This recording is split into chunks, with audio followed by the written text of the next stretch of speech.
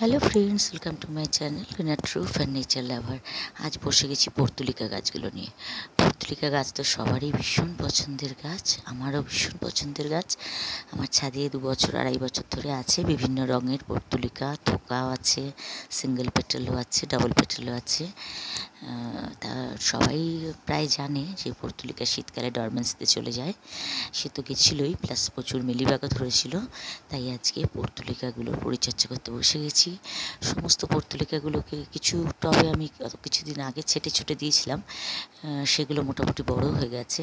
আর বাকি কিছু টব ছেটে ছুটে সেগুলোর থেকেও ডালপালা কেটে বাকি টবগুলোতে সব মাটি বার করে পুরনো মাটির সাথে আবার নতুন মাটি কিছুটা সার, মানে গোবর সার, মিক্সচার, নিমখোল, এই সমস্ত কিছু মিশিয়ে আমি 6টা টবে পর্তুলিকা বসিয়ে দিয়েছি। দুটো কিনেও এনেছি, যেগুলো আমার, যে ভ্যারাইটিগুলো আমার নেই। আর এই যে বাকি যেগুলো বাকি 5-6টা টবে রয়েছে, যেগুলো আমি আগে মোটামুটি কেটে ছেটে দিয়েছিলাম, সেগুলো নতুন ডালপালা বেরোতে শুরু করেছে।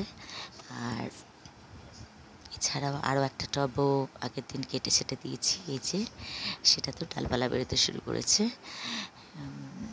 এবার ফুল আসার পালা। ভিডিওটি ভালো লাগলে প্লিজ লাইক, কমেন্ট, শেয়ার করবেন এবং চ্যানেলটি সাবস্ক্রাইব করে পাশে থাকবেন পরবর্তী ভিডিও দেখার জন্য।